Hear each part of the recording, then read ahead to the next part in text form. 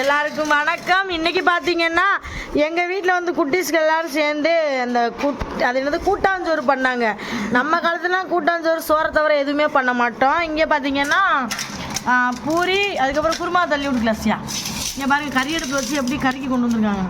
குருமா நம்ம கூட இவ்வளோ அழகாக சமைக்க மாட்டோம். பாருங்கள் எவ்வளோ டேஸ்ட்டாக பார்க்கும்போது தெரியுது, டேஸ்ட்டாக தான் இருக்குன்னு. சுட சுட பூரி குருமா, அதுவும் நைட் டைமில் செஞ்சு சாப்பிட போகிறாங்க. சாப்பிட்டு எப்படி இருக்குன்னு சொல்லுங்க எல்லாரும். இந்த பூரி யார் பண்ணா கேட்டு? இந்த பூரி பண்ணியா? இல்ல அக்கா. அக்கா அக்காவா? அந்த தம்பி நான். அப்ப குருமா பண்ணது யாரு? குருமா பண்ணது யாரு? பெரியம்மா. பெரியம்மாலாம் கிடையாது. சியாண்டா யாருமா குருமா பண்ணா? நீங்க தான் பண்ணீங்க. பாடி சரி இரு.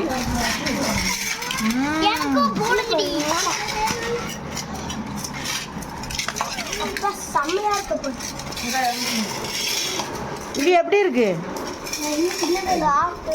சாப்பிடவே இல்லையா? எப்படி இருக்கு? நல்லா இருக்கா? பயங்கரமா பண்ணிருக்காங்களா அக்கா? நைட் நேரத்துல அப்ப நீ சொல்லு கிரேட்டு. நல்லா இருக்கா? அம்மா செய்யறதோட டேஸ்டா இருக்காது.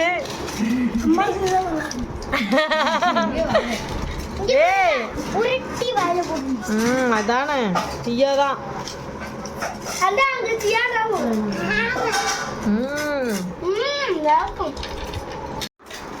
அம்மா நிறைய சாப்பாடு ஆமாம், அவங்களாம் பண்ணனால இது இன்னுமே டேஸ்ட்டாக இருக்கான். நான் பண்ணதை விட இது டேஸ்ட்டாக இருக்குன்னு சொல்கிறாங்க. ஏன்னா அவங்களாம் கஷ்டப்பட்டு இவ்வளோ நேரம் வேலை பார்த்து அது லாஸ்ட்டாக சாப்பிட்றதுனால அதோட டேஸ்ட் அவங்களுக்கு செம்மையாக இருக்குது. சியான்சி எவ்வளோ நேரம் சாப்பிடுவிய? சியான்ட்ரா நாளைக்கு வேறு சாப்பிடுவாளாம்.